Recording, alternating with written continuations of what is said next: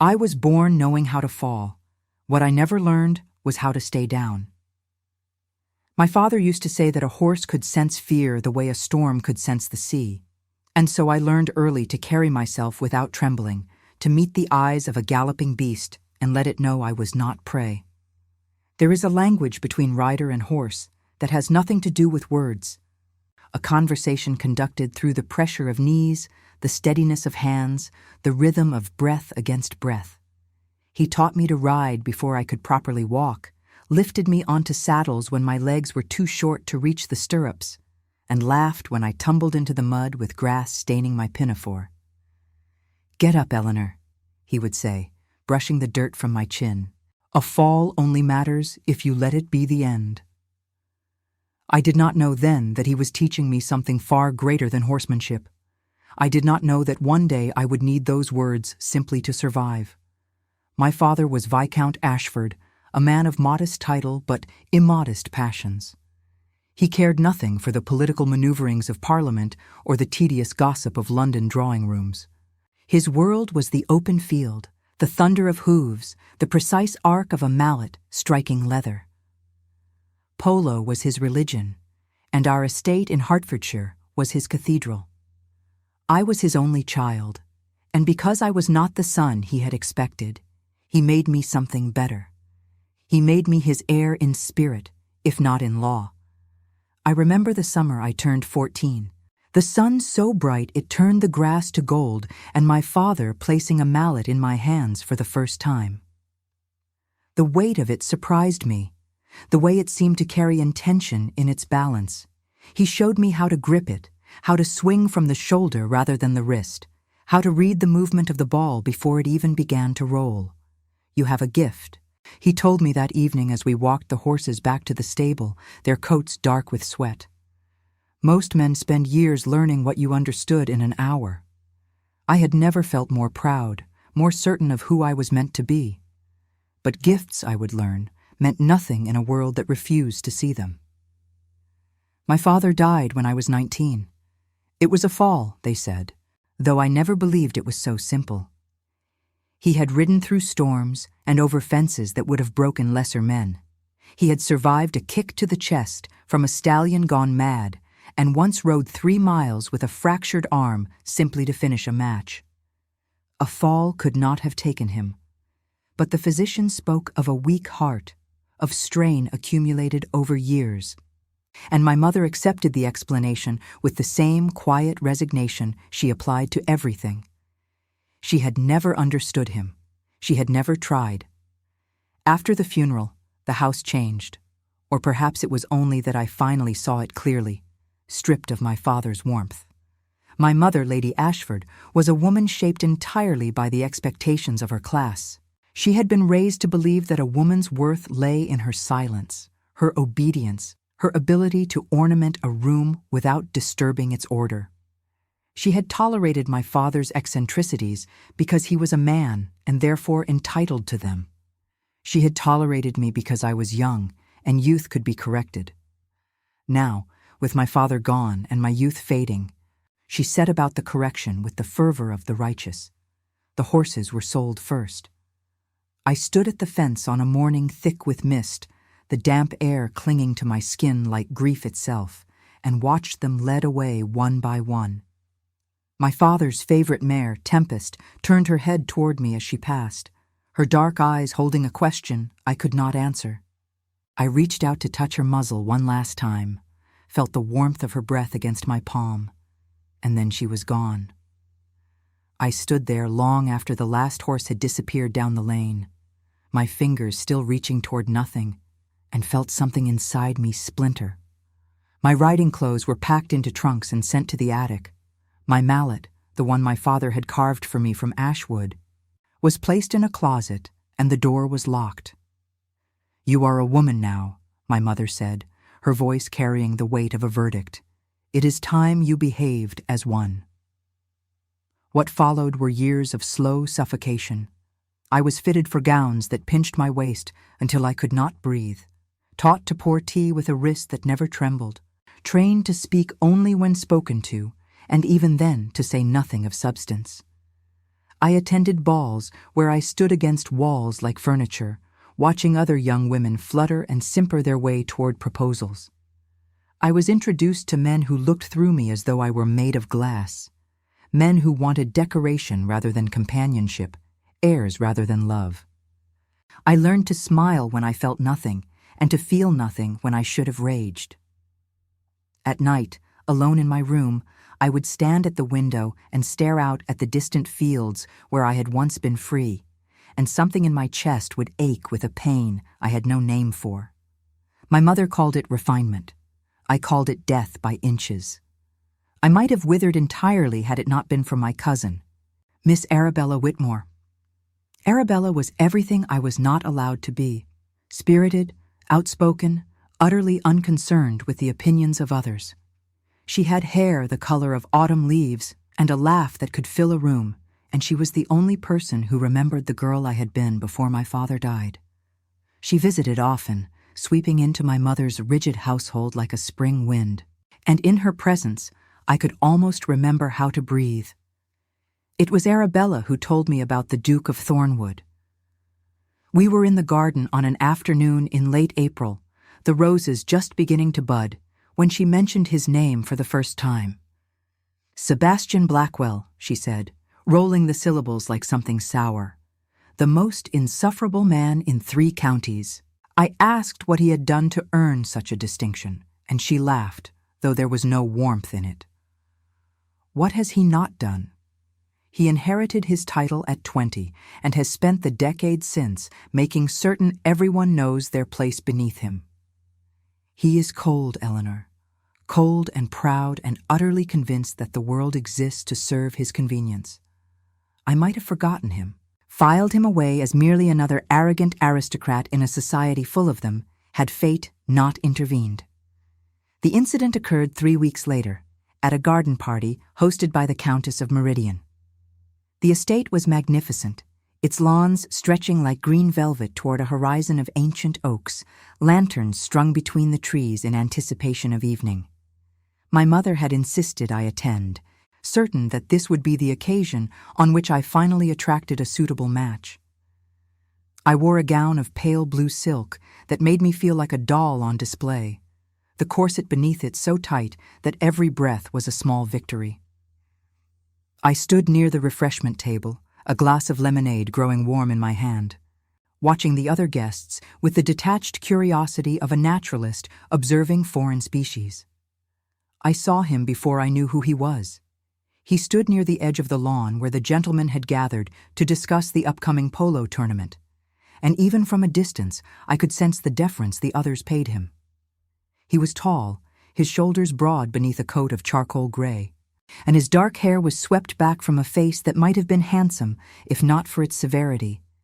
His jaw was set like a man perpetually braced for battle, and his eyes, when they swept the crowd, held all the warmth of a winter storm. "The Duke of Thornwood," someone murmured nearby, and I understood. What happened next would change everything. Arabella had wandered toward the gentleman's circle, drawn perhaps by her own restless nature, or perhaps by a desire to needle the very man she had warned me about. I watched her approach, saw the way several of the younger men turned to greet her with obvious pleasure. Arabella had that effect on people. She was sunlight, and they were flowers turning toward her warmth. But the Duke did not turn. He continued his conversation, something about the tournament, about the horses he had acquired, about his certainty of victory. Arabella, never one to be ignored, inserted herself into the discussion with a comment about the beauty of the polo ponies she had seen at a recent match. The silence that followed was absolute. I watched the Duke turn toward her slowly, his expression shifting from indifference to something colder. I could not hear his words from where I stood, but I saw their effect. Arabella's face went pale, then red.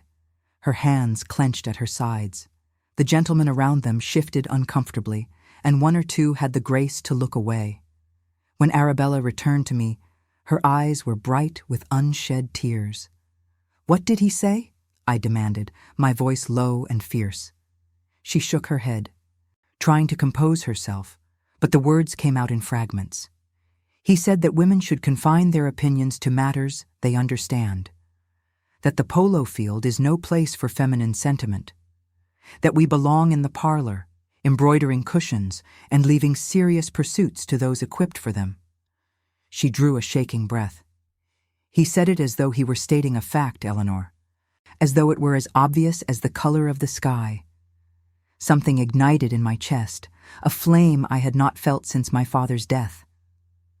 I looked across the lawn at the Duke, at his rigid posture and his cold certainty, and I hated him with a purity that surprised me. That night in my room, I could not sleep. I lay staring at the ceiling and thinking of my father, of the way he had placed the mallet in my hands, of the pride in his voice when he told me I had a gift. I thought of Arabella's trembling hands and the Duke's dismissive words. I thought of all the years I had spent diminishing myself, folding my spirit into smaller and smaller shapes to fit the space the world allowed me. And then, like a spark catching dry kindling, the idea came. I rose from my bed and went to my writing desk. In the drawer, hidden beneath old letters and forgotten sketches, was the notice Arabella had shown me weeks ago. The Thornwood tournament, it read, open to gentlemen of good standing, the finest polo competition in the county, hosted by His Grace the Duke of Thornwood. Open to gentlemen. I read the words again, and this time they did not feel like a barrier. They felt like a challenge. I spent the next 3 days in careful observation. I watched the grooms who came to tend what remained of our modest stable, noted the way they moved, the way they spoke, the easy confidence with which they inhabited their bodies. I studied their clothing, their posture, the particular cadence of masculine speech. At night, I practiced in front of my mirror, lowering my voice, squaring my shoulders, learning to take up space in the way men were taught from birth. On the 4th day, I approached Thomas, the elderly groom who had served my father for 30 years and who still looked at me sometimes with something like grief. I told him what I intended to do. He stared at me for a long moment, his weathered face unreadable. Then, to my astonishment, he smiled. "Your father would be proud," he said. And then he told me how he would help. The clothes came first. Thomas had a nephew of similar build who owed him a favor, and within a week I had a full set of riding attire: breeches, boots, a coat of dark green wool, a shirt of plain linen. The binding for my chest was the most difficult. Strips of cloth wound tight enough to flatten my figure, but not so tight I could not breathe or move. Thomas taught me to tie my hair in a low knot that could be hidden beneath a cap, showed me how to apply a bit of dust to my jaw to suggest the shadow of stubble. But clothing was only the beginning. I needed to ride again. We went out before dawn, when the house was still dark and my mother slept soundly in her chambers. Thomas led me to a neighboring farm where a friend of his kept horses, and there, in the gray light of early morning, I mounted a horse for the first time in 4 years. I wept. I am not ashamed to admit it. The moment I felt the animal beneath me, felt the familiar rhythm of muscle and motion, something broke open in my chest, and the tears came without warning. Thomas pretended not to notice, busying himself with adjustments to the stirrups, and I loved him for that small kindness. Within a week, my body remembered what my mind had never forgotten. The mallet felt like an extension of my arm, the ball a target I could find with my eyes closed. I practiced until my muscles screamed, until my palms blistered and bled and blistered again, until calluses formed like armor over the tender skin. I practiced in rain that soaked through my clothes and in heat that left me dizzy with exertion. I practiced until I could hit a mark at full gallop with something approaching my father's precision, until the horse beneath me moved not at my command, but with my intention, as though we shared a single will. Thomas watched these sessions with an expression I could not quite read, something between admiration and sorrow. One evening, as I walked the horse back to the stable, steam rising from both our bodies in the cool air, he stopped me with a hand on my arm. "You remind me of him," he said quietly. not just the skill. The fire. He let go and turned away, but not before I saw the gleam of moisture in his eyes. I was ready. The tournament was to be held at Thornwood Manor in 6 weeks' time. Thomas helped me forge the necessary papers, a letter of introduction from a fictitious sponsor in the north. My name would be Edward Wren, a young gentleman of modest means but considerable skill. I would arrive alone, compete alone, and if all went according to plan, I would leave having proven something that no amount of argument could accomplish. I would beat the Duke on his own field. The night before my departure, I stood in my room and looked at the woman in the mirror. The candle on my dresser cast flickering shadows across my face, and for a moment I saw someone I did not recognize, someone harder, more determined, more desperate than the lady I had been trained to be. Tomorrow she would disappear, replaced by a fiction I had constructed from desperation and defiance. I did not know if I would succeed. I did not know if I would survive the attempt. But I knew, with a certainty that settled into my bones like iron, that I could not continue to live as I had been living. My father had given me wings, and my mother had spent 4 years trying to clip them. Now, finally, I would fly. Some cages, I had learned, must be broken from the inside. I tucked my father's mallet into my traveling case, the ash wood smooth beneath my fingers, and I whispered a promise to his memory. I will not let them forget what you taught me. I will not let them tell me what I am. And then I blew out the candle and let the darkness take me. Thornwood Manor rose from the morning mist like a creature from another age, its towers and chimneys cutting dark shapes against a sky the color of pewter. I sat in the hired carriage, my hands clasped tight in my lap to keep them from trembling, and felt the full weight of what I had done settle upon my shoulders. There was no turning back now. The woman I had been was gone, left behind in a bedroom that smelled of lavender and regret, and in her place sat Edward Wren, a stranger wearing my skin. The driver brought us to a halt before the main entrance, a sweep of stone steps flanked by lions carved from granite. Servants appeared as if summoned by some invisible bell, their movements precise and unhurried, and I understood immediately that this was a household ruled by order. Everything had its place. Everyone knew their role. I alone was the disruption, the lie walking among truths. I stepped down from the carriage with a confidence I did not feel, remembering Thomas's instructions. Walk from the shoulders, he had told me. Take up space. Men are taught from birth that the world belongs to them. You must believe it too, even if only for these few weeks. I squared my posture, lifted my chin, and strode toward the doors as though I had every right to pass through them. Inside, the entrance hall was vast and cold, its walls lined with portraits of Blackwell ancestors whose painted eyes seemed to follow my movements with suspicion. A chandelier of crystal and brass hung from the ceiling, unlit in the gray morning light, and the marble floor echoed beneath my boots with each step. A butler approached, his face as expressionless as the stone lions outside, and I presented my letter of introduction with what I hoped was an appropriate air of casual authority. Mr. Edward Wren, the butler read aloud, his voice betraying nothing. From the north, here for the tournament. He looked up at me, and for one terrible moment I was certain he could see through my disguise, could sense the rapid beating of my heart beneath the binding that flattened my chest. But his gaze slid away without interest, and he merely nodded. You will be shown to your room.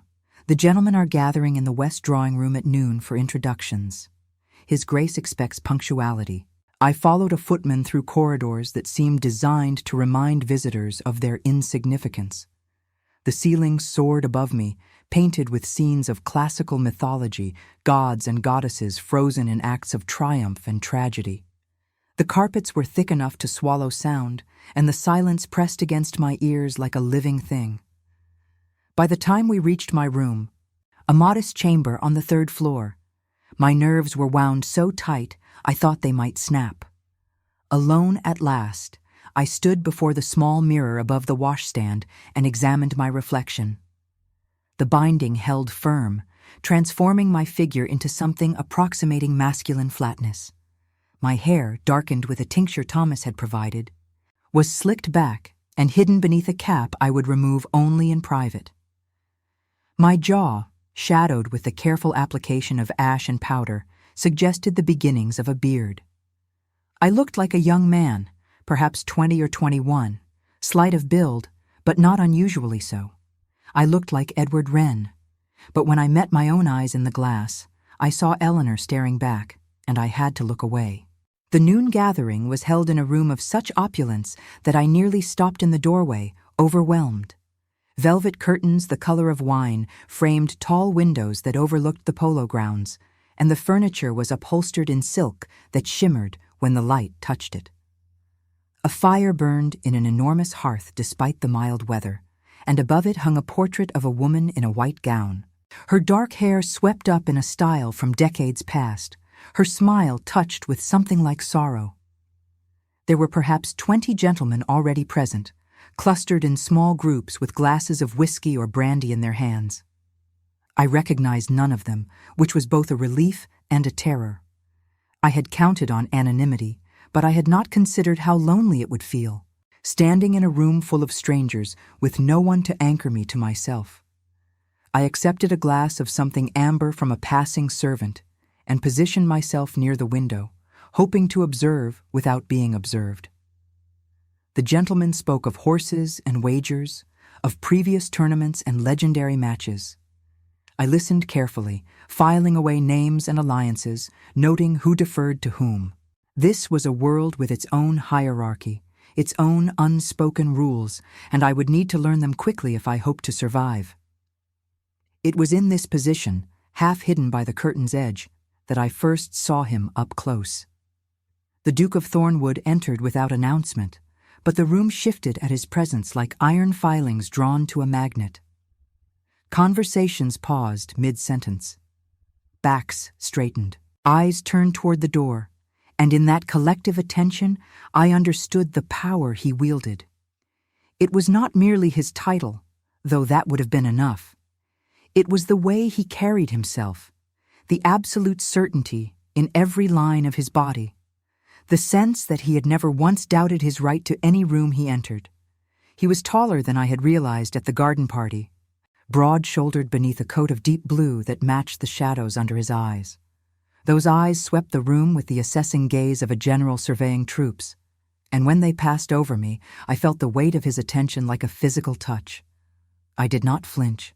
I held my ground, my fingers tight around my glass, and after a moment that lasted an eternity, his gaze moved on. I released a breath I had not known I was holding. The Duke moved through the room with the ease of a man in his natural habitat, greeting guests with a formality that never quite warmed into friendliness. His voice was low and precise, each word chosen with care, and there was a remoteness to him that seemed less like arrogance than armor. I watched him from my corner, cataloging details the way I might study an opponent before a match. The slight tension in his jaw, when one of the older gentlemen made a jest, he did not find amusing. The way his hand flexed at his side when he thought no one was looking. The flicker of something almost vulnerable that crossed his face when his gaze drifted to the portrait above the fireplace. I wondered who the woman in the painting was. I wondered what had put those shadows beneath his eyes. And then I wondered why I was wondering at all. Introductions began shortly after, a formal ritual in which each competitor stated his name and lineage for the benefit of those who did not already know. I listened as earls' sons and barons' heirs recited their credentials, their voices carrying the casual confidence of men who had never been told no. When my turn came, I stepped forward with my heart hammering against my ribs and spoke the words I had rehearsed 100 times. "Edward Wren," I said, keeping my voice low and steady. "From Northumberland. I am honored to compete in His Grace's tournament." The Duke's eyes found mine across the room, and something in his expression sharpened. A new face, he observed, his tone neutral, but his gaze penetrating. "I do not believe I have heard the name Wren in connection with polo." My family's interest is recent, I replied, the lie flowing more easily than I had expected. My father was a great admirer of the sport. I compete in his memory. It was close enough to truth that my voice did not waver. And after a moment, the Duke nodded. A slight inclination of his head that might have been approval or might have been dismissal. Then his attention moved to the next competitor, and I retreated to my corner with sweat dampening the cloth beneath my binding. The first matches were scheduled for the following morning, and the afternoon was given over to practice. I made my way to the stables with the other gentlemen, breathing in the familiar scent of hay and horse with something like relief. Here, at least, I knew who I was. Here, at least, I had earned my place. The horse assigned to me was a bay mare with intelligent eyes and a coat that gleamed like polished mahogany. She regarded me with the frank assessment horses always seem to give, and I let her sniff my hand, murmuring nonsense until her ears relaxed forward. When I mounted, settling into the saddle with the ease of long practice, I felt something unlock in my chest. The world narrowed to this. The horse beneath me, the mallet in my hand, the green expanse of the field stretching toward the horizon. I did not notice the Duke watching from the fence until I had completed my warm-up exercises. He stood alone, his arms crossed over his chest, his expression unreadable. I forced myself to continue as though unaware of his attention, running through drills my father had taught me, adjusting to the mare's particular rhythm and temperament. She was quick, responsive, eager to please. She would serve me well. When I finally dismounted, the Duke was gone, but his gaze lingered in my memory like a brand. That evening, dinner was served in the great hall, a cavern of a room lit by candles that cast dancing shadows on the walls. I was seated far from the Duke, which suited me perfectly, and found myself beside a young man who introduced himself as Lord James Pemberton. He had an open, friendly face and a habit of speaking with his hands that reminded me painfully of Arabella. "Your form is excellent," he said as the first course was served, a soup of some variety that steamed gently in its bowl. "I watched your practice this afternoon. Where did you train?" "Here and there," I said vaguely. "My father was my primary instructor. He must have been exceptional." Lord Pemberton smiled, and there was no guile in it. "I have been playing since I could walk, and I am not certain I could match your control. You ride as though you and the horse share a single mind." The compliment warmed me, despite my anxiety. "Thank you. Your own riding is impressive. I saw you take that corner at full speed." We spoke of horses and techniques throughout the meal, and I found myself relaxing by degrees. Lord Pemberton asked no probing questions about my background, seemed content to accept me as I presented myself, and by the time dessert arrived, I had almost forgotten that every word I spoke was a performance. Almost. But then my eyes drifted to the head of the table, where the Duke sat in solitary splendor, and I remembered why I was here. I remembered the garden party, Arabella's trembling hands, the dismissive curl of his voice. Women belong in the parlor. The anger that had driven me to this moment flared again, and I welcomed it. Anger was simpler than the strange awareness that prickled along my skin whenever his gaze swept the room. The first official match was scheduled for 10 the following morning. I returned to my room that night and stood before the mirror, removing my cap and letting my hair fall loose around my shoulders. For a moment, I was Eleanor again, a woman with dirt beneath her fingernails and fire in her heart.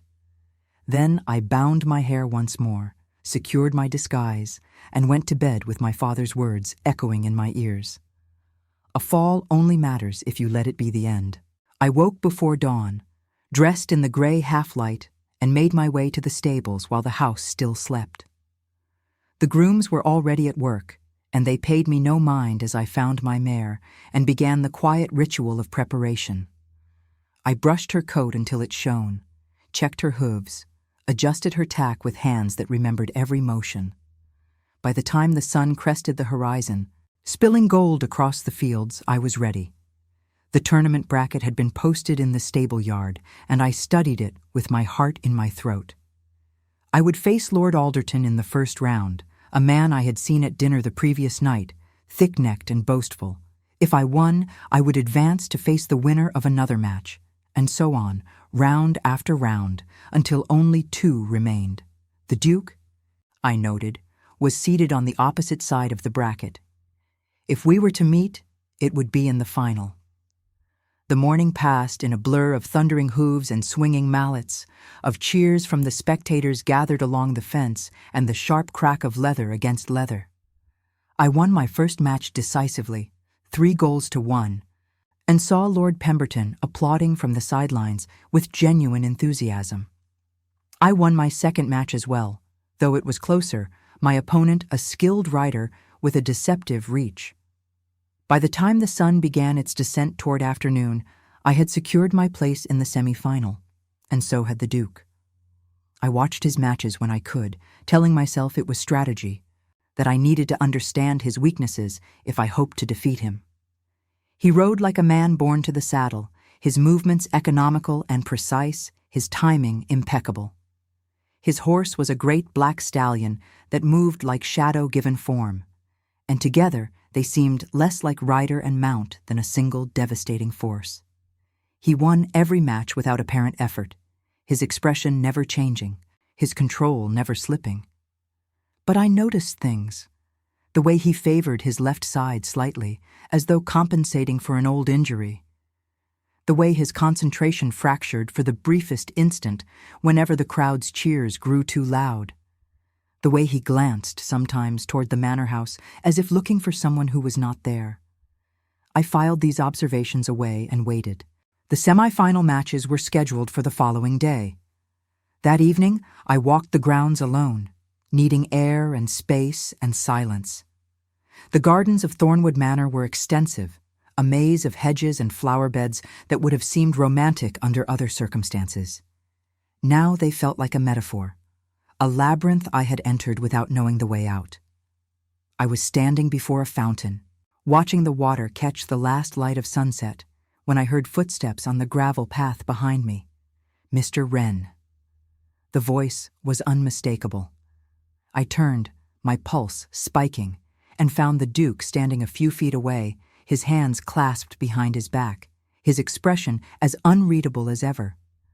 "Your Grace," I said, inclining my head in the proper show of deference. He did not return the gesture. Instead, he studied me, his dark eyes moving over my face with an intensity that made my skin prickle. "You ride well," he said at last. Better than I expected. I did not know whether to be flattered or offended. "Thank you." "It is not a compliment," he said, "merely an observation." He paused, and something shifted in his expression, a flicker of curiosity beneath the ice. "You are not what you seem, Mr. Wren. I have not yet determined what you are, but I am certain of what you are not." My blood ran cold, but I forced my voice to remain steady. "I assure you, Your Grace, I am exactly as I appear. A man who loves polo and wishes to compete." The Duke's lips curved into something that was not quite a smile. "We shall see," he said. And then he turned and walked away, leaving me standing in the gathering dusk with my heart pounding and the taste of fear sharp on my tongue. He suspected something. He did not know what, could not possibly guess the truth, but he sensed the falseness in me, the places where my performance did not quite align with reality. I would need to be more careful. I would need to be perfect. Tomorrow I would face my semi-final opponent, and if I won, I would face the Duke himself. I looked up at the darkening sky, at the first stars emerging from the twilight, and made myself a promise. I had come too far to fall now. I had sacrificed too much to be unmasked before I could prove what I had come to prove. Whatever it took, I would beat him, and then, only then, would I reveal who I truly was. I did not sleep that night. I lay in the narrow bed with my eyes fixed on the ceiling, listening to the old house settle around me, and replayed the Duke's words until they lost all meaning. "You are not what you seem." The phrase circled in my mind like a vulture, patient and hungry, waiting for the moment I would falter. Dawn found me at the window, watching the sky bleed from black to gray to the pale gold of morning. The grounds of Thornwood Manor stretched before me, dew-silvered and silent, and somewhere in the great house the Duke was waking, perhaps thinking of me, perhaps already planning how to expose the fraud in his midst. I pressed my forehead against the cool glass and forced myself to breathe. Whatever he suspected, he did not know. He could not know. And today, I would give him no reason to look closer. My semi-final opponent was a Viscount's son named Crawford, a man with quick hands and quicker temper. I had watched him in earlier matches, noted the way his frustration mounted when things did not go his way, the reckless charges he made when he felt the game slipping from his control. He was skilled, there was no denying that, but skill without discipline was a blade without a handle. It would cut the wielder as easily as the enemy. The morning was cool and clear, the kind of autumn day that seemed designed for exactly this purpose. I dressed with care, checking my binding 3 times, ensuring that every element of my disguise was firmly in place. When I looked in the mirror, Edward Wren looked back at me, steady and determined. I nodded to my reflection and went to meet my fate. The crowd had grown since the tournament's opening day.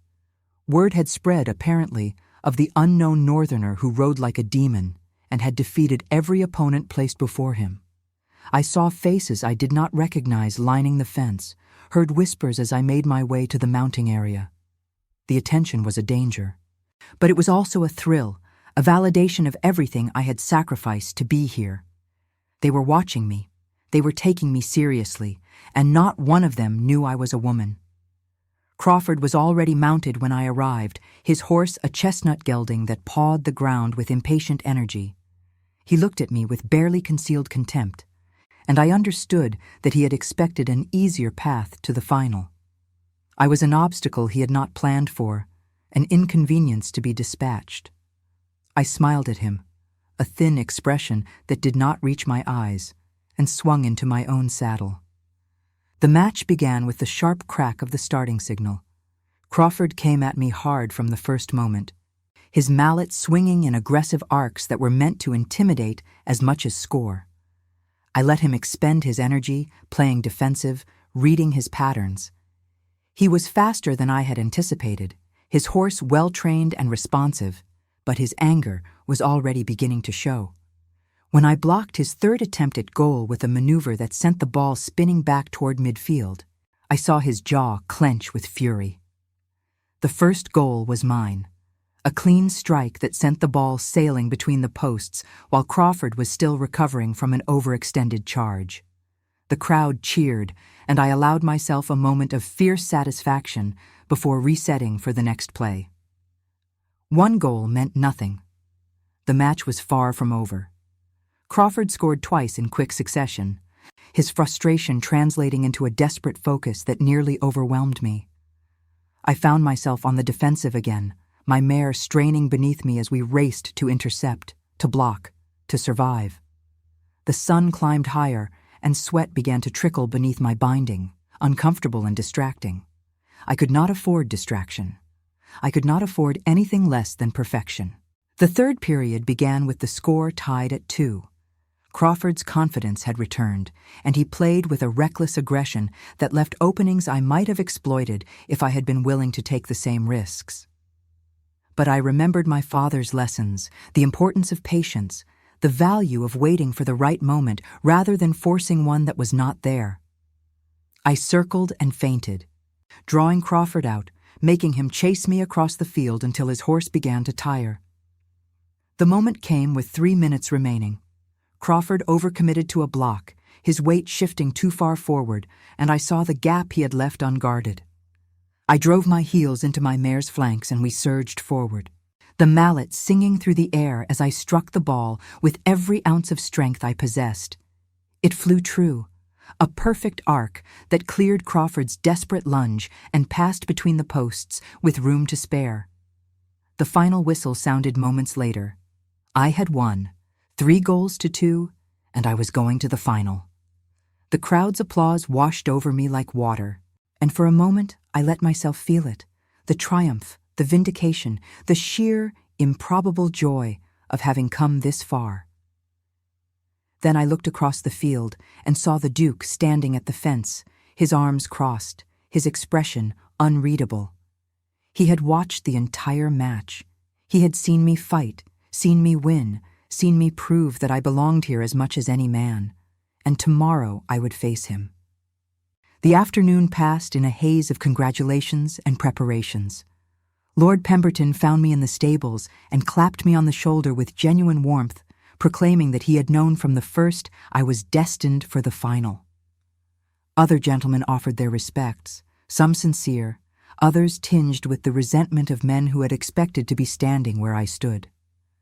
I accepted it all with the distant courtesy Edward Wren would have shown, but inside I was counting the hours until the match that would decide everything. That evening, a dinner was held in honor of the finalists.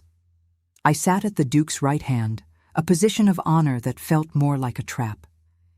He spoke little during the meal, responding to questions with monosyllables, his attention seemingly fixed on some distant point beyond the walls of the dining room. But I felt his awareness of me like a physical presence, a pressure against my skin that made it difficult to swallow. It was only when the dessert course arrived that he turned to me directly. "You do not drink," he observed, nodding toward my untouched glass of wine. "I prefer to keep my wits about me," I replied, "especially before an important match, a wise policy." His eyes held mine, dark and fathomless. "Tell me, Mr. Wren, why does polo matter so much to you?" The question caught me off guard. I had expected more probing about my background, more attempts to expose the inconsistencies in my story. This felt almost like genuine curiosity, and I did not know how to answer it without revealing too much of myself. "My father," I said finally, because it was true. "He taught me everything I know.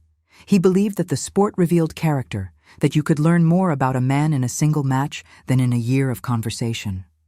He paused, feeling the familiar ache of loss beneath my ribs. He died before I could show him what I had become. I compete now so that his teaching was not in vain. The Duke was silent for a long moment. When he spoke again, his voice had lost some of its coldness. "I understand that sentiment more than you might imagine." I waited for him to elaborate, but he did not. Instead, he lifted his glass and drank deeply, his gaze returning to that distant point, and I was left with the unsettling sense that I had glimpsed something behind his armor, something human, something wounded. The dinner concluded without further incident, and I retired to my room with my thoughts in chaos. I had come here to defeat the Duke, to humiliate him the way he had humiliated Arabella, to prove that his casual cruelty toward women was built on nothing but arrogance and ignorance.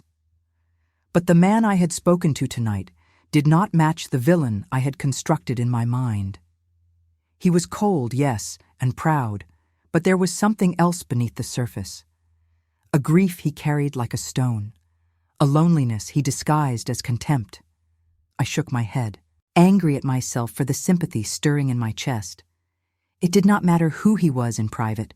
What mattered was what he had done, what he believed, what he represented. Tomorrow I would beat him on his own field, and then I would reveal my true identity and watch his certainty crumble. That was the plan. That had always been the plan. I slept poorly and woke to rain. It fell in sheets against my window, turning the world beyond to gray smears of color, and my heart sank at the thought of playing in such conditions. But when I made my way to the breakfast room, I found the other gentlemen discussing the weather with something like excitement. A muddy field, they said, would make the match more interesting, would test the rider's true skill, would separate the merely competent from the truly exceptional. The Duke was not at breakfast. I learned from Lord Pemberton that he had gone to the stables early to check on his horse and oversee the preparations. I ate quickly, barely tasting the food, and made my own way to the stables as soon as I could excuse myself. The rain had slowed to a drizzle by the time the match was scheduled to begin, but the field was a churned expanse of mud that sucked at the horse's hooves and made every movement treacherous. I mounted my mare and felt her uncertainty, the way she tested the ground with each step. I leaned down to stroke her neck, murmuring reassurances I was not certain I believed. The Duke was already in position when I rode onto the field. His black stallion seemed unbothered by the conditions, standing solid and still while the crowd gathered beneath umbrellas and the officials took their places. The Duke himself looked carved from stone, his expression blank, his posture perfect. If he felt any apprehension about the match, he did not show it. Our eyes met across the muddy expanse. He inclined his head, the slightest acknowledgement, and I returned the gesture. Then the starting signal sounded, and there was no more time for ceremony. He was faster than I had anticipated. Even in the mud, even with the rain beginning to fall again, he moved with a precision that took my breath away. Within the first 2 minutes he had scored. A driving shot that I could not have blocked even if I had seen it coming. I gritted my teeth and reset, forcing myself to focus. The next period was a battle. We fought for every inch of ground, our mallets clashing, our horses straining against each other in the treacherous footing. I scored once, a desperate strike that barely cleared the goal, and the crowd roared with surprise. The Duke's expression flickered, the first sign of emotion I had seen from him all day, and I felt a surge of savage satisfaction. We were tied at the half, 1 goal each, and I was exhausted. My arms ached from the constant maneuvering, and the mud had splattered my clothes until I was barely recognizable. But I was still standing, I was still in the match, and the Duke, for all his skill, had not defeated me. The second half began with renewed intensity. The rain fell harder now, making it difficult to see, and I relied on instinct more than vision to track the ball's movement. The Duke scored again, a shot I should have blocked but missed by inches, and I felt despair clawing at my chest. I was losing. After everything I had sacrificed, I was losing. But then something shifted. Perhaps it was the Duke's confidence, the slight relaxation in his posture that suggested he believed the match was already decided. Perhaps it was my own desperation, the knowledge that I had nothing left to lose. Whatever the cause, I found reserves of strength I had not known I possessed. I drove forward with reckless abandon, my mallet striking the ball with a precision born of pure will, and scored twice in rapid succession. The crowd erupted. We were tied again, 2 goals each, with minutes remaining. The final play of the match would be remembered, I later learned, for years afterward. The Duke and I raced for the ball simultaneously, our horses neck and neck, our mallets poised to strike. The mud flew beneath us, the rain stung our faces, and for one eternal moment we were perfectly matched, 2 riders giving everything they had in pursuit of the same impossible goal. I reached the ball first. By a heartbeat, by a breath, by the slimmest margin that fate could devise, I reached it first. My mallet connected with a crack that seemed to echo across the entire estate, and the ball arced through the rain, spinning end over end, and passed between the posts just as the final whistle sounded. I had won. Against all odds, against all expectations, against the Duke of Thornwood on his own field, I had won. The world dissolved into chaos. The crowd was screaming. Lord Pemberton was running onto the field. My mare was dancing beneath me in confusion at the noise. I sat frozen in the saddle, unable to believe what had happened, unable to feel anything beyond a numbness that seemed to have swallowed me whole. And then I looked across the field and saw the Duke. He had dismounted and was standing in the mud, the rain streaming down his face, his dark hair plastered to his forehead. His expression was not what I had expected. There was no fury, no wounded pride, no cold contempt. Instead, there was something I could not name, something that looked almost like recognition, as if he had seen something in that final moment that changed everything he thought he knew. He walked toward me, and the crowd fell silent. I could not move, could not breathe, could only watch as he closed the distance between us and stopped at my mare's side. "Mr. Wren," he said, his voice carrying in the sudden stillness. "That was the finest polo I have ever witnessed." He extended his hand, and I took it, and his grip was warm and firm and held mine for a moment longer than necessary. "I look forward," he said quietly, so quietly that only I could hear, "to learning who you really are." Then he released my hand and walked away, leaving me sitting in the rain with victory on my lips and terror in my heart. He knew. Perhaps not the specifics, but he knew something was wrong. He knew I was not what I claimed to be. And now, with the tournament ended and my purpose fulfilled, I had no idea what would happen next. I had planned to reveal myself immediately, to unmask before the crowd and let them see the woman who had bested their champion. But the Duke's words had shaken something loose in me. The way he had looked at me, the warmth in his hand, the respect in his voice. I dismounted slowly and led my mare back to the stables, ignoring the congratulations that followed me. I needed to think. I needed to decide what to do. But as I walked through the rain, I could not stop hearing his voice in my ears, could not stop feeling his hand in mine, could not stop wondering what it would mean to show him the truth. And that, more than anything, frightened me. The celebration that followed my victory was a torment I had not anticipated. Gentlemen pressed glasses into my hands that I could not drink, clapped my back with congratulations I could not accept, praised my skill with words that belonged to a man who did not exist. I smiled and nodded and played my part, but inside I was crumbling, the weight of my deception crushing me from within. I escaped as soon as I could, pleading exhaustion from the match, and retreated to my room with the door locked behind me. Only then, in the safety of solitude, did I allow myself to breathe. The mirror showed me a stranger. Edward Wren stared back at me, mud-splattered and triumphant, and I hated him with a ferocity that surprised me. He had served his purpose. He had proven what I had come to prove. But he had also stolen something from me, some essential truth about who I was, and I did not know how to reclaim it. I stripped off my wet clothes and unwound the binding from my chest, gasping at the relief of being able to breathe fully again. My skin was raw where the cloth had rubbed, and dark bruises had begun to form along my ribs. I had pushed my body to its limits and beyond, and now it was demanding payment. But physical pain was nothing compared to the chaos in my mind. I had planned everything so carefully. Win the tournament, reveal my identity, watch the Duke's pride crumble as he realized he had been beaten by a woman. It was supposed to be simple. It was supposed to be satisfying.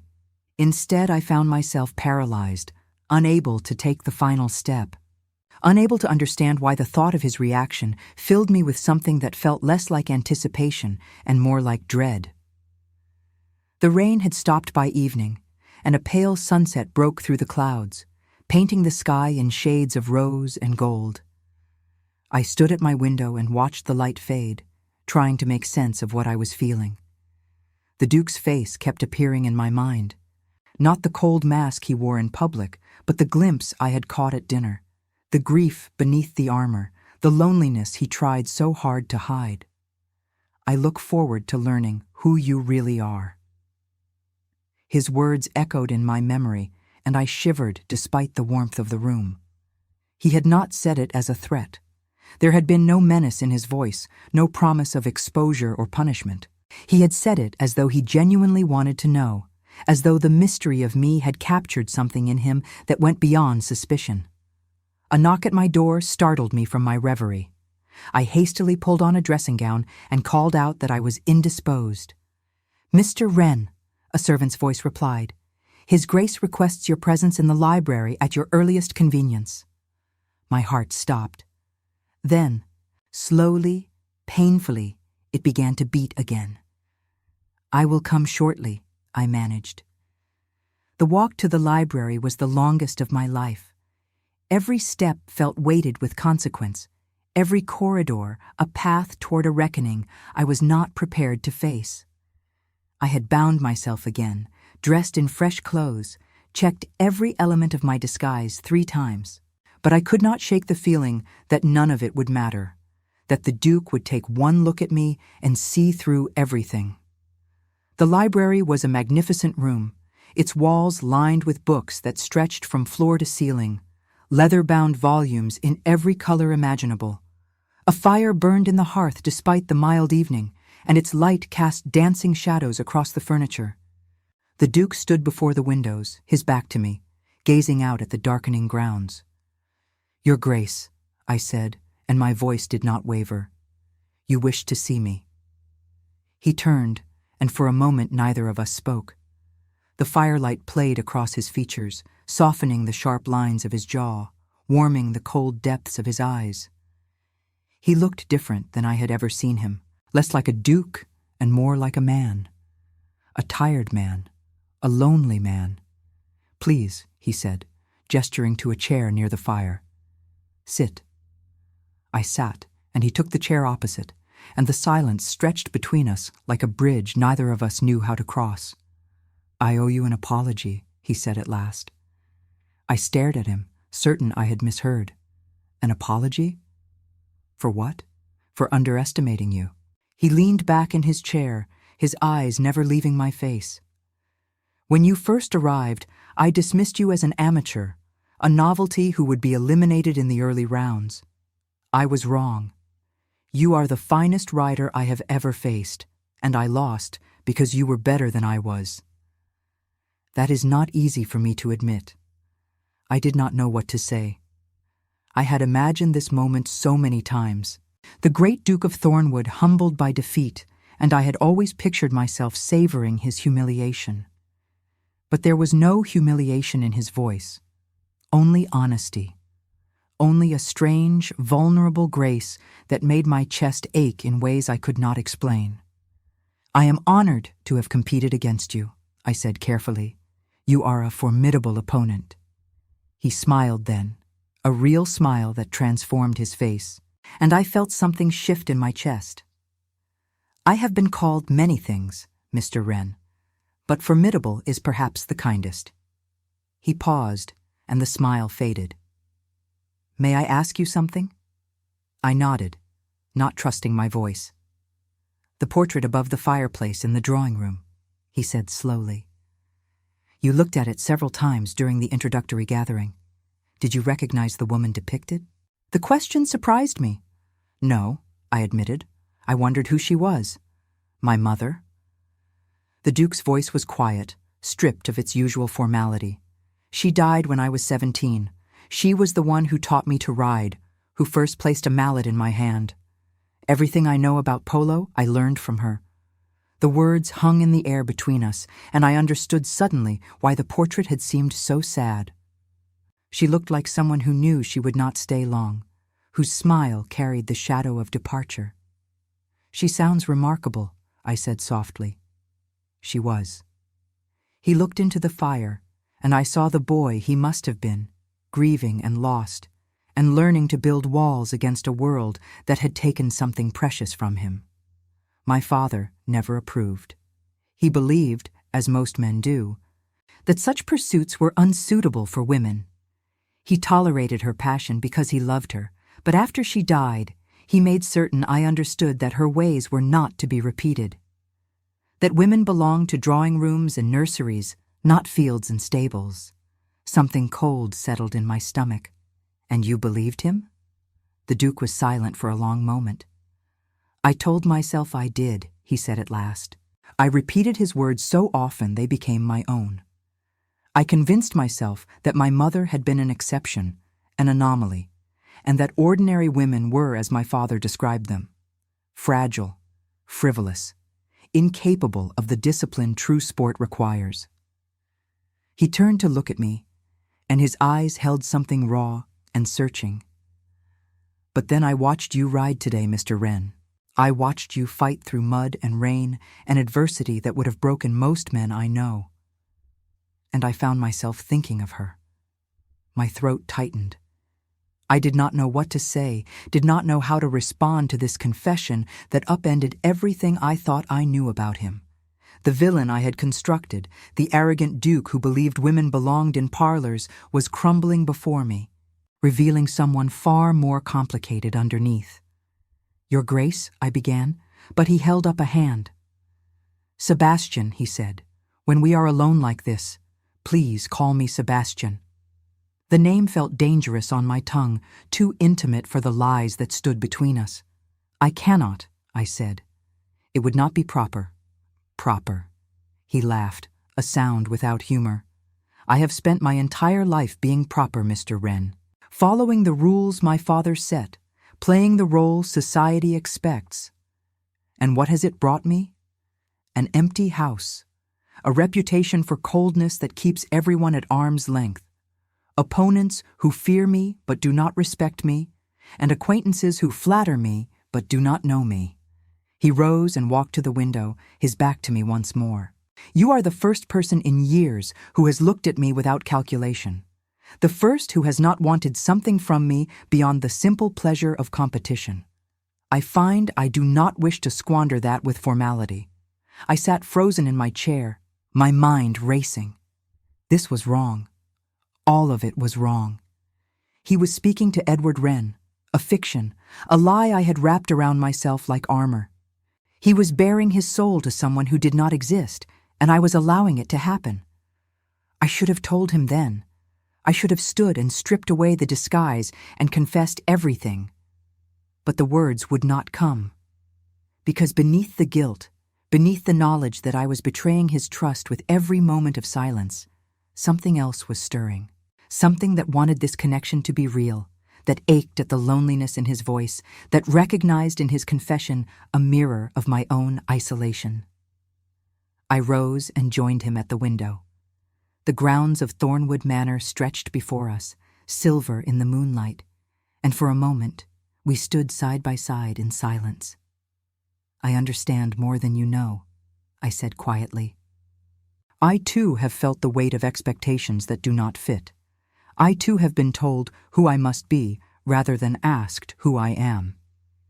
He turned to look at me, and in his eyes I saw a question he did not voice. I held his gaze as long as I dared, then looked away before he could see too much.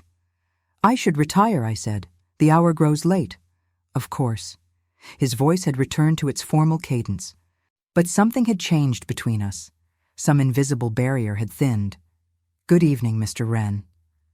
"Good evening," I replied. And then, before I could stop myself, Sebastian. His name was soft in the quiet room, and I saw something flicker in his expression. Surprise, pleasure, perhaps something more. Then I turned and walked to the door, and I did not look back. The next 3 days were a strange purgatory. The other gentlemen began departing for their own estates, the tournament concluded, their business at Thornwood finished.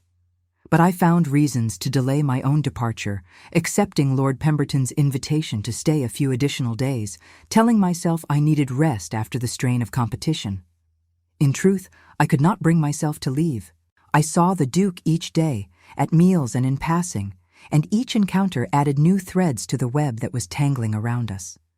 We spoke of horses and poetry, of travel and philosophy, of the small observations that accumulate between people who are learning each other's minds.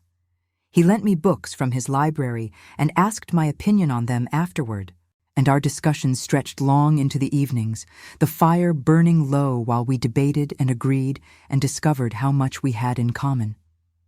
I was falling. I knew it even as it happened, felt the ground giving way beneath me with each conversation, each shared glance, each moment when his hand brushed mine and I forgot how to breathe. I was falling for a man who did not know my name, who believed me to be something I was not, who would have every right to despise me when the truth emerged. And yet, I could not stop. On the evening before my scheduled departure, we walked in the garden together. The same garden where he had confronted me after my victory. The roses were in their final bloom, their scent heavy in the cool air, and the moon hung low and full above the hedges. "I find I am sorry to see you go," he said, his voice low in the darkness. These past days have been unexpected. Unexpected, I repeated. Is that good or bad? He stopped walking and turned to face me. I have spent years cultivating indifference, Mr. Wren, convincing myself that solitude was preferable to the risk of connection. You have made me question that conviction. My heart was pounding so hard I was certain he could hear it. I do not know how to respond to that. You do not need to respond. He stepped closer, and I could see the moonlight reflected in his eyes. I am simply saying that I would like us to meet again, that I would consider it a great misfortune if this tournament were the last time our paths crossed. I wanted to tell him yes. I wanted to promise that we would meet again, that this strange intimacy we had built would continue, that the connection between us was real and worth preserving. But the words stuck in my throat, blocked by the truth I had been avoiding. There is something I must tell you, I said, and my voice shook. He waited, patient, his gaze never leaving my face. I am not. I began. But then the sound of footsteps on the gravel path interrupted me, and Lord Pemberton's voice rang out through the garden. Wren! There you are. I have been searching everywhere. There is a card game assembling in the drawing room, and we need a fourth. The moment shattered. I stepped back from the Duke, my confession retreating to the place where I kept all my unspeakable truths, and forced a smile for Lord Pemberton. Of course, I said. Lead the way. I did not look at Sebastian as I walked away. I could not bear to see what might be in his eyes. That night I lay awake, staring at the canopy above my bed, and made a decision. Tomorrow I would leave Thornwood Manor. I would return home, resume my life as Lady Eleanor Ashford, and try to forget everything that had happened here. The Duke would remember Edward Wren as a skilled polo player who had beaten him once and then vanished. He would never know the truth. He would never know me. It was the coward's choice. I recognized that even as I made it. But I told myself it was also the kind choice. That sparing him the humiliation of learning he had been fooled was more merciful than the satisfaction I might have gained from revelation. I told myself many things in the darkness of that room, and none of them eased the ache in my chest. At dawn, I packed my bags and prepared to leave. But fate, it seemed, had other plans. I was crossing the entrance hall, my traveling case in hand, when I heard a voice that stopped me cold. Eleanor? I turned, and there, standing in the doorway of the morning room, was Arabella. Her face was pale with shock, her eyes wide as they traveled over my masculine attire, my bound chest, my darkened hair. She had come to visit, I realized dimly. She had mentioned in her last letter that she might stop at Thornwood on her way to another estate. I had forgotten. In all my planning, in all my careful calculations, I had forgotten that Arabella might appear at the worst possible moment. Eleanor, she said again, and this time her voice carried through the entrance hall like a bell. From somewhere behind me, I heard the Duke's footsteps on the stairs, and I knew, with the cold certainty of absolute disaster, that my secret had just been exposed. The silence that followed Arabella's voice was the loudest thing I had ever heard. It filled the entrance hall like water flooding a sinking ship, drowning everything in its path, and I stood at its center, unable to move, unable to speak, unable to do anything but watch my carefully constructed world collapse around me. The Duke's footsteps had stopped on the stairs. I could feel his presence behind me, could imagine the confusion on his face as he tried to make sense of what he had heard. Eleanor, a woman's name, spoken to the man he had come to know as Edward Wren. I turned slowly, as though moving through honey, and met his eyes. He stood frozen on the third step, one hand resting on the banister, his expression shifting through a sequence of emotions too rapid to catalogue. Confusion, recognition, disbelief. And then, settling like storm clouds over a summer sky, something that looked very much like betrayal. "Your Grace," I began, but my voice was barely a whisper, and the words died before they could form anything coherent. Arabella rushed forward, her face a portrait of horrified realization. She had understood immediately what she had done, what she had exposed, and her hands fluttered at her sides as though trying to gather the spilled secret back into containment. "I am so sorry," she breathed, reaching for my arm. "I did not think. I saw you, and I simply—" "It is done," I said quietly. There was a strange calm settling over me, the peace that comes when the thing you have dreaded finally arrives and there is nothing left to fear. I turned back to the Duke. "Your Grace, I owe you an explanation." He descended the remaining stairs with a deliberate slowness that made my heart ache. When he reached the bottom, he stood before me, close enough that I could see the pulse jumping in his jaw, the way his hands had clenched into fists at his sides. "Eleanor," he said, and my name in his voice was something new, something I had never heard before. "Lady Eleanor Ashford, Viscount Ashford's daughter." He paused, and when he spoke again, his voice was rough with something I could not identify. "The one who died when you were 19, the one who taught you to ride." "Yes," I said. "Everything I told you about my father was true. Only the name was false." He stared at me for a long moment, and I watched the pieces falling into place behind his eyes.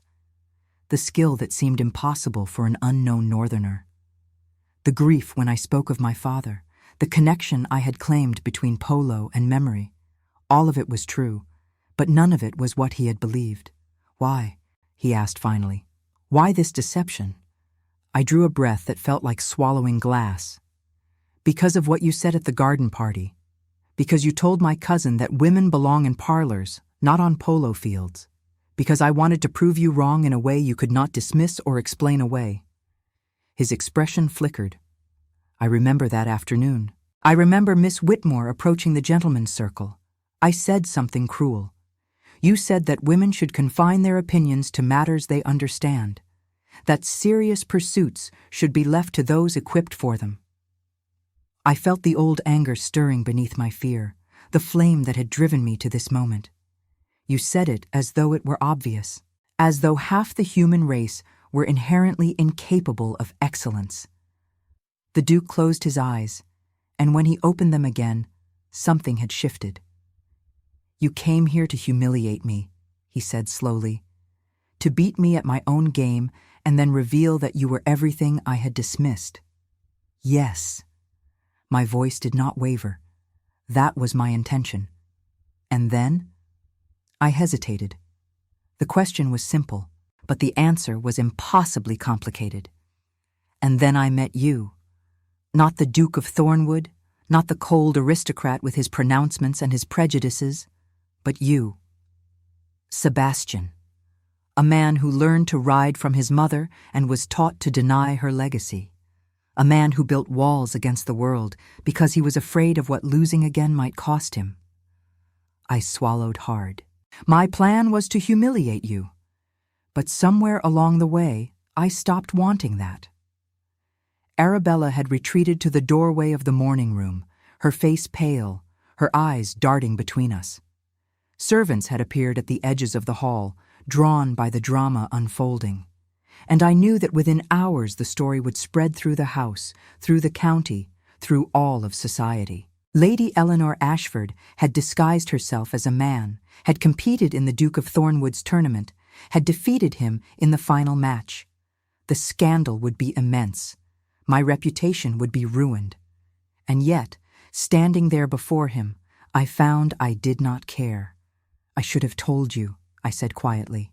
"That night in the garden, when you asked what I needed to say, I should have told you everything." "Why did you not?" "Because I was afraid. The admission cost me something, some final shred of the pride that had carried me this far. I was afraid that once you knew, everything would change, that you would look at me differently, that whatever we had built between us would crumble. The Duke was silent for so long that I began to believe he would not respond at all. Then he turned to the servants hovering at the edges of the hall. "Leave us," he said, and his voice carried the authority of generations. All of you. They scattered like leaves before wind. Arabella hesitated, her eyes meeting mine with a question, and I nodded. She slipped away, and then we were alone, the Duke and I, standing in the vast entrance hall with nothing between us but truth.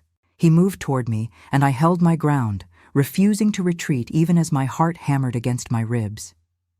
He stopped when he was close enough to touch, close enough that I could see the faint lines at the corners of his eyes, the slight unevenness of his breathing. "You should hate me," I whispered. "I should," he agreed. "You lied to me. You deceived me from the moment you arrived. You made a fool of me before my own guests. Yes, you let me believe in someone who did not exist." I drew a shaking breath. Edward Wren does not exist, but everything he shared with you came from me. Every conversation, every confidence, every moment we spent together. That was Eleanor, not Edward. That was real. He raised his hand, and I flinched, expecting I knew not what. But his fingers only brushed my jaw, tracing the line where ash and powder had created the illusion of stubble. The touch was gentle, exploratory, as though he were learning my face for the first time. "I knew," he said softly. "Perhaps not the specifics, but I knew something was wrong. From the first day, you did not fit the shape you were trying to occupy. There was a softness in your voice when you thought no one was listening, a grace in your movements that no young man possesses. I told myself I was imagining it. I told myself I wanted there to be a mystery, because mysteries are more interesting than reality." He paused, and his hand moved to cup my cheek. "But I think perhaps some part of me recognized you. Some part of me saw what you were trying to hide." Tears were spilling down my face now, hot and unwelcome, and I could not stop them. "I did not set out to deceive you about this," I said, gesturing between us. "About whatever this is. I only wanted to prove a point. I never expected to feel—" "What?" he asked when I trailed off. "What do you feel?" I looked up at him. At this man who had been my enemy and my rival and something else entirely. And I told him the truth. "I feel as though I have been sleepwalking through my entire life, and you woke me up. I feel as though every conversation we have had has shown me pieces of myself I did not know existed. I feel terrified and exhilarated and utterly lost. My voice broke. I feel like I am falling, and I do not know if there is anyone to catch me." Sebastian was quiet for a moment that stretched into eternity. Then he leaned down and pressed his forehead to mine, and his breath was warm against my lips. "I spent years building walls," he murmured, "convincing myself that loneliness was safer than the risk of connection. And then you came, wearing your borrowed clothes and your father's determination, and you rode through every defense I had constructed." He pulled back just far enough to meet my eyes. "I cannot promise that I will be good at this. I have forgotten how to be vulnerable, how to trust, how to let someone close enough to hurt me, but I find that I want to learn, with you, even knowing what I did. Even knowing I deceived you?" His smile was small but real. "You deceived me to prove that women are capable of excellence. You deceived me to avenge your cousin's honor. You deceived me to honor your father's memory. These are not the motivations of a villain, Eleanor. They are the motivations of someone with more courage than I have ever possessed." He kissed me then. Softly at first, a question rather than a statement, and when I answered by rising onto my toes and pressing closer, he deepened the kiss into something that felt like both an ending and a beginning. His arms came around me, and I let myself be held, let myself surrender the armor I had worn for so long, let myself believe that perhaps this was not a disaster after all. When we finally separated, both of us breathing hard, reality began to reassert itself. "The scandal," I said. "When people learn what I did, people will learn what I tell them." Sebastian's voice had regained some of its ducal authority. There will be a story, yes, but it will be a story of my choosing. A skilled rider from the north who competed honorably and won fairly. A woman of exceptional talent who proved that my own prejudices were foolish and unfounded. He smiled. I will make certain the narrative reflects credit on you, not shame. You would do that? I would do considerably more than that. He took my hand and lifted it to his lips. Lady Eleanor Ashford, you have bested me on the polo field. You have dismantled my assumptions and proven me wrong in ways I am still struggling to comprehend. The least I can do is ensure that your reputation survives the revelation. The months that followed were not without difficulty. Society, as I had feared, was not entirely forgiving. There were whispers and pointed looks, invitations that were withdrawn, acquaintances who pretended not to see me when our paths crossed. My mother, when she learned the truth, took to her bed for a week and refused to speak to me for 2 more. But there were other things, too. Letters from young women who had heard my story and felt inspired. Requests to speak at gatherings where I could share what I had learned about determination and disguise. Arabella, fierce and loyal, who stood beside me at every event and dared anyone to say a word against her cousin. And Sebastian. He courted me properly, with flowers and chaperoned visits and all the formality society required. But beneath the ritual, there was something deeper. Something that had been forged in conversation and competition, and the strange intimacy of 2 people who had seen each other truly. We spoke of his mother's legacy and my father's teachings, of the future we might build together, of the ways we could change the world's assumptions, one proof at a time. On a morning in early spring, almost a year after the tournament that had changed everything, Sebastian took me to the polo field at Thornwood Manor. The grass was green with new growth, and the sky was the soft blue of a robin's egg, and the air smelled of flowers and possibility. I have something for you, he said, and led me to where a groom waited with 2 horses. The first was his black stallion, magnificent as ever. The second was a mare I did not recognize, her coat a deep chestnut that gleamed like copper in the sunlight. She is yours, Sebastian said. I had her brought from the finest breeder in England. She is fast and clever and stubborn, which seemed appropriate. I laughed, tears pricking at my eyes, and ran my hand along the mare's neck. She turned her head to regard me with calm, intelligent eyes, and I felt the connection kindle between us immediately. She is perfect, I whispered. Sebastian helped me mount, and we rode together across the field, side by side, the wind in our hair and the sun warm on our faces. It felt like freedom. It felt like home. It felt like everything I had ever wanted and never believed I could have. When we reached the far end of the field, Sebastian dismounted and helped me down, and then he knelt before me in the grass. I have been practicing this speech for weeks, he said, and his voice held a tremor I had never heard from him before. I have written drafts and discarded them, tried to find the perfect words to express what you mean to me. But the truth is, there are no perfect words. There is only this. I love you, Eleanor. I love your courage and your stubbornness and your refusal to accept the boundaries others try to place around you. I love that you beat me at polo and that you made me question everything I thought I knew. I love that you see me, not the Duke, not the title, but me. He reached into his coat and withdrew a small box. Will you marry me? The ring inside was simple and elegant. A sapphire the color of the sky, surrounded by tiny diamonds that caught the light like stars. I stared at it, and then at him, and then I dropped to my knees in the grass beside him and took his face in my hands. Yes, I said, and kissed him until we were both breathless. Yes, 1,000 times. Yes. We were married in the summer, in the chapel at Thornwood Manor, with Arabella as my witness and Lord Pemberton as his.